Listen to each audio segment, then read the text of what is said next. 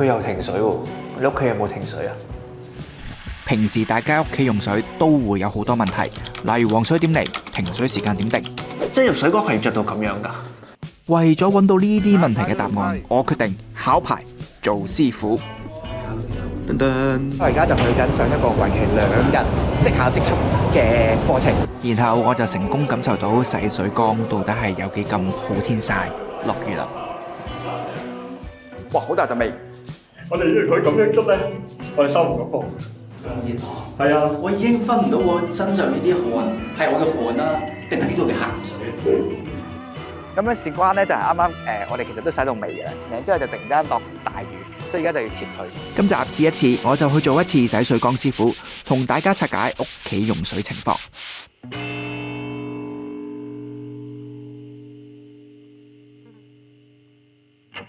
平時大家喺屋企咧最頭痛咧，應該就係遇見呢啲咁樣嘅情況。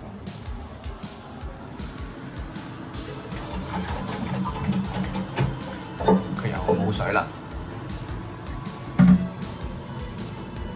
咁樣咧，我就去上網揾啦，究竟點解會停水咧？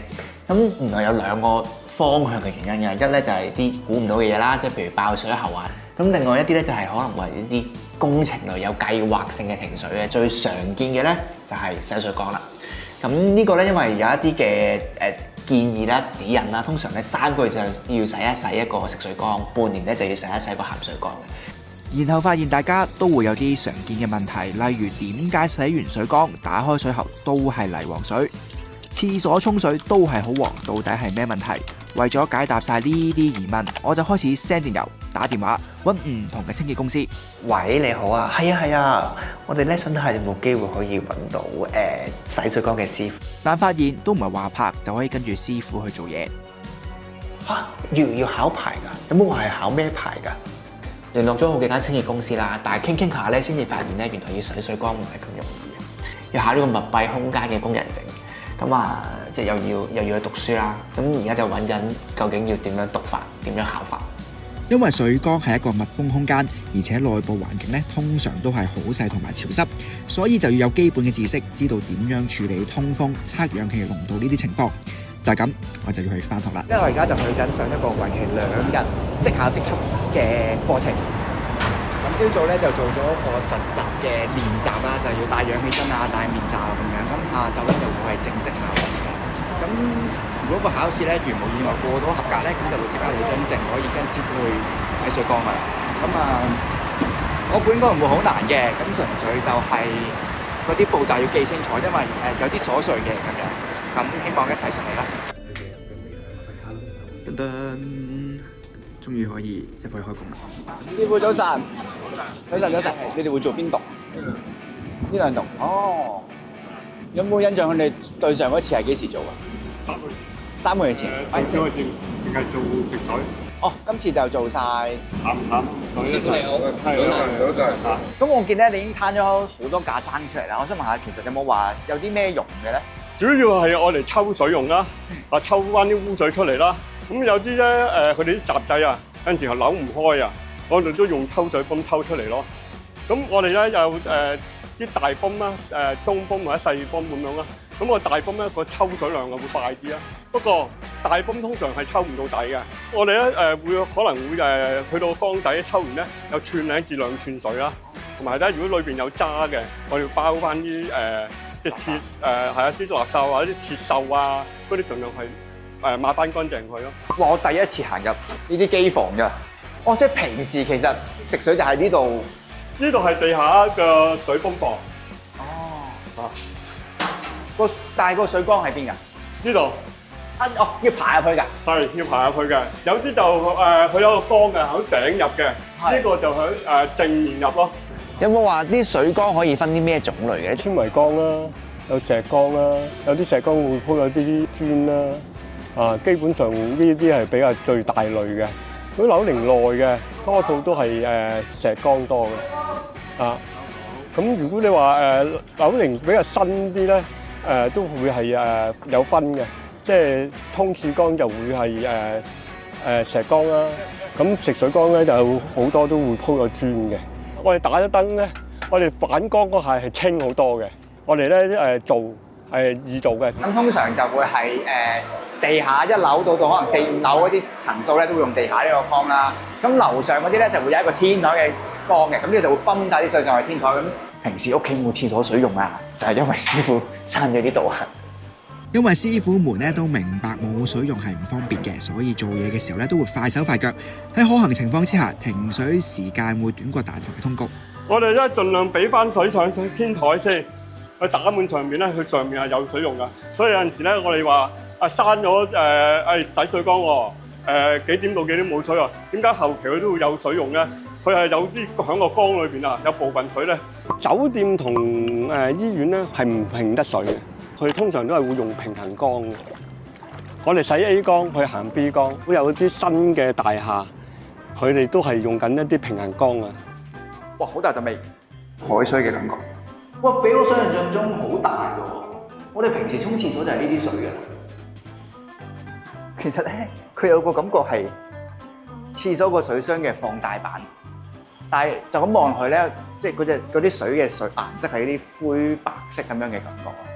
所以應該都係相對上應該污糟。咁啊，因為咧呢度嗰個空間有限啊，咁所以咧呢個缸嘅位置咧就交俾師傅做咗先。洗水缸主要係放完水之後，用掃把、刷或者布呢啲咁嘅工具清理入邊嘅垃圾沙石同埋牆身嘅水垢。主要行水缸嘅或者沖廁我哋會清沙泥會多啲嘅，因為呢度比較去恆常去清潔，係啊，啲缸係會比較乾淨。咁其實如果正常好嘅話咧，可能10分鐘內啦，已經可以有水供應㗎啦。可能你去抹台，你去抹窗，即係單打獨鬥咁樣。因為我哋一日裏邊少洗7個，因為係真係你要夾㗎，同班同事要好夾去做好一件事。其實我係未開始做啲咩㗎，我只係咧爬上去睇下師傅究竟點樣處理鹹水缸。但我想講爬高爬低，加上室內啊好焗啦裏邊，或者好熱。其實夏天做呢份工都幾痛苦。不過真正辛苦嘅係天台水缸啊！唔少天台水缸咧都會再高一層，師傅嘅工具就要靠最原始嘅方法，用繩吊上去。幫我哋抌條電線俾你。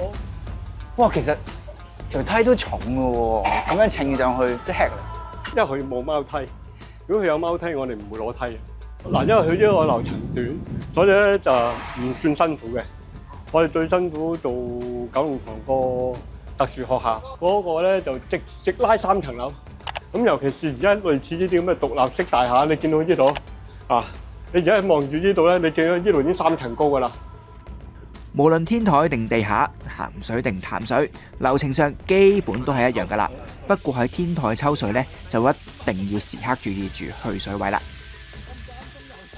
咁你會點解會有機會浸咗成個天台？佢啲嘢塞啊！我一路做咧就睇佢會唔會塞一塞，我又要幫手揦起啲泥啦。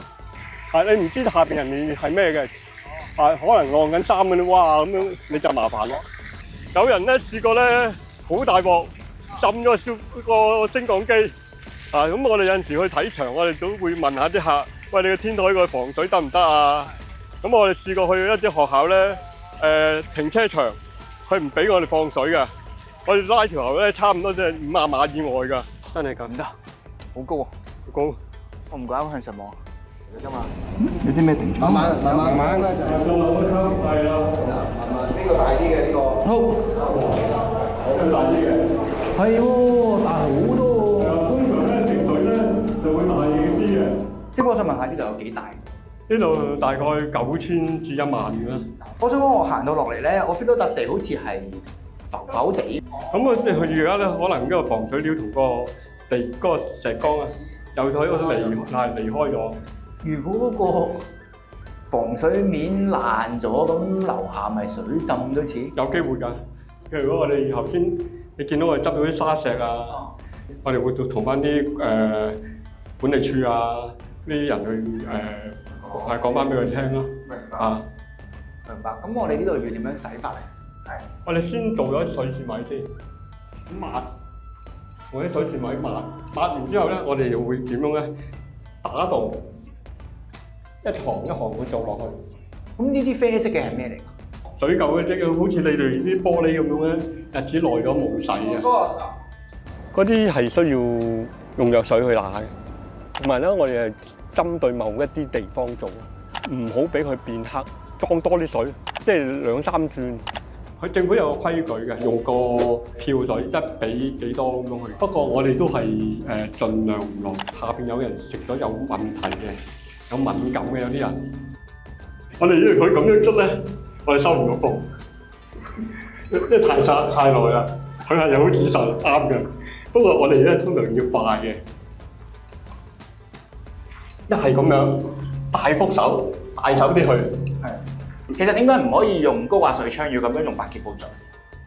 因為高壓水槍咧，我哋要揾地方去引水過嚟，因為我哋要拉長好遠，甚至乎而家響天台啊，好多天台係冇嗰啲水掣位俾我哋。大家最關心嘅食水缸，其實都應該係點解會有泥黃水。師傅就話呢啲咧就唔關洗水缸事，而係喉管嘅問題。師傅呢度有啲黃色嘅嘢咁樣飄出嚟，佢裏邊咧即有機會係啲鐵喉啊。咁佢咧有啲潺咧會喺裏邊啊，因為我哋洗缸嗰陣時咧，有陣時有啲水咧，佢會流咗落去啲喉管裏邊嘅。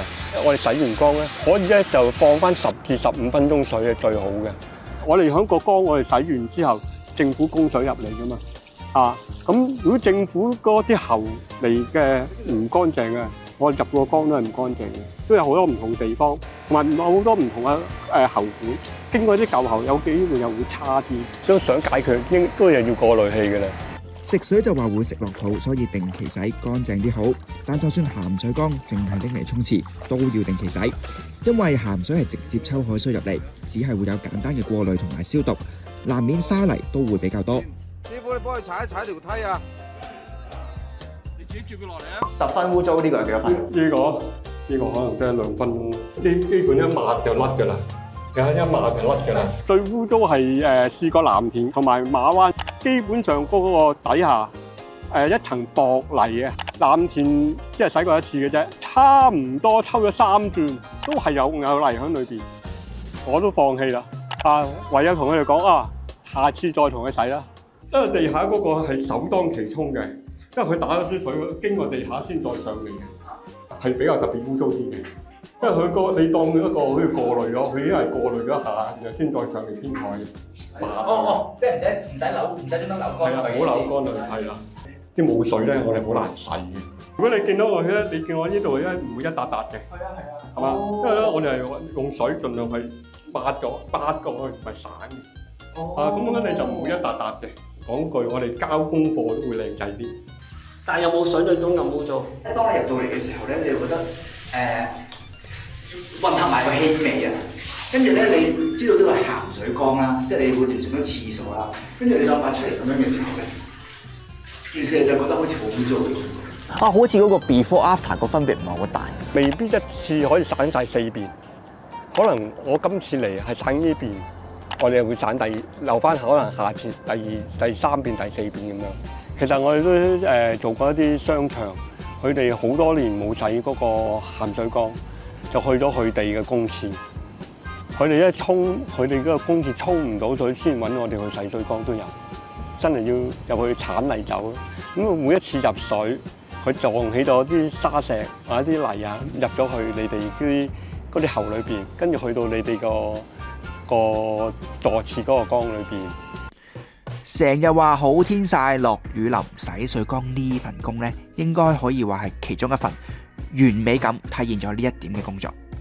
係啊，我已經分唔到我身上呢啲汗係我嘅汗啦，定係呢度嘅鹹水。咁而家呢度喺裏邊，都相對係好好噶啦。如果你呢個係纖維缸嘅，你而家仲熱啊！你最熱嗰次試過係點啊？我試過35.6度入缸咯。有冇暈啊？有。咁我哋咪一感佢唔妥嘅，咪出嚟咯。跟住叫同事買水。如果你夾硬死頂咧，有陣時仲易出事。咁樣事關咧就係啱啱我哋其實都洗到尾嘅啦，然之後就客訪問啦諗住，然之後就突然間落大雨，所以而家就要撤退。好似我哋有陣時一洗底下就會遇到啲咁嘅問題咯，所以唔知㗎，咁有機會可能洗完一半，我哋會下次再嚟洗一半。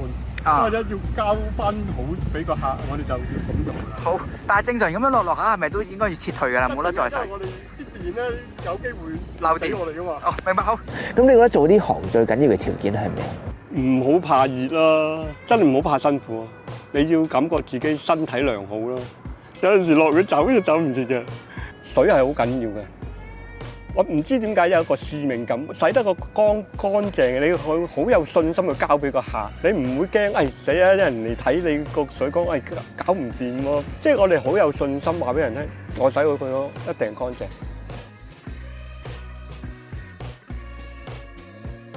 跟咗師傅做一日嘢咧，我覺得呢份工第一次做嘅時候，我真係會有少少唔係好習慣嘅感覺。